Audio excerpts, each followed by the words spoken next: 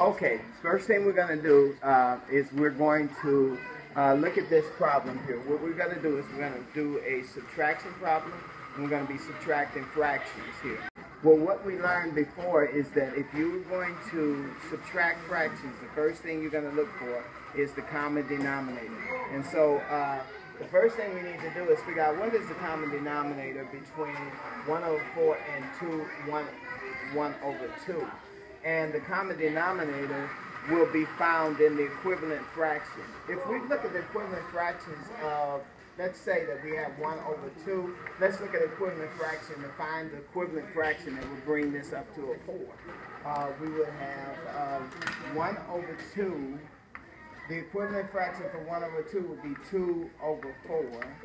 And again, you know, that's all we need to do. We just need to get the equivalent fraction. But if we kept on going, of course, the equivalent fraction for 2 over that would be 4 over 8. But we don't need to go that far because this is the one that we want to look at. Now, how did we get that? The way we get an equivalent fraction for finding the common denominator is just simply by multiplying by 2. If we multiply it by 2, we'll get the same thing. 1 times 2 equals 2, and 2 times 2 equals 4. So the equivalent fraction would be 2 over 4. And that kind of proves it to you. I just wanted to show you that so you'll understand what we're doing. So the equivalent fraction is 2 over 4. And I'm going to take that equivalent fraction of 2 over 4 and put it down here. Now we have something that we can actually work with because we need to have a common denominator if we're going to subtract. So our common denominator is telling us that this is 1 over 4 and this is 2 over 4. But we still have a problem. The problem is that you cannot take 2 from 1. So I have a solution for you that I want to show you. The solution is we need to look at these numbers in terms of sets. What is 19? 19 is a set of 4s. There are 19 sets of 4 in this number here. So let's take a look over here at these boxes. I have some chocolate in each one of these boxes. There are 19 boxes. 1, 2, 3, 4, 5, 6, 7, 8, 9, 10, 11, 12, 13, 14, 15, 16, 17, 18, 19.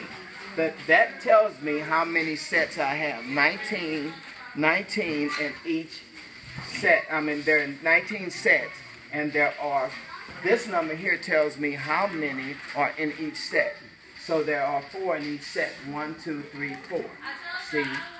So what I need to do is I need to borrow one of the sets so that I can put it in my numerator here so it'd be large enough for us to do a subtraction problem from it. I'm going to take one of these sets out of my 19, out of the 19 here, and put it up here. If I take one of these sets from the 19 here and put it up here, I'm going to put 4 with the 1, and 4 plus 1 equals what? 5, you guessed it. So 4 plus 1 equals 5. So I'm going to take one of these sets, and I'm just going to cancel this set out. This set is no longer even in existence. Now, I've taken one of the sets, so how many sets do I have left? 1, 2, 3, 4, 5, 6, 7, 8, 9, 10, 11, 12, 13, 14, 15, 16, 17, 18 sets. So now I have 18 sets, and my new number would be 18 and 5 over 4 minus 14 and 2 over 4. Well, now we have something we can subtract from. Let's see. 2 from 5 equals 3 over what? 4. And 18 from 14, what's the difference between 18 and 14? 4. I'm sorry, 14 from 18 rather is 4. 14 from 18 is 4. And that's our new fraction. And I hope this helps.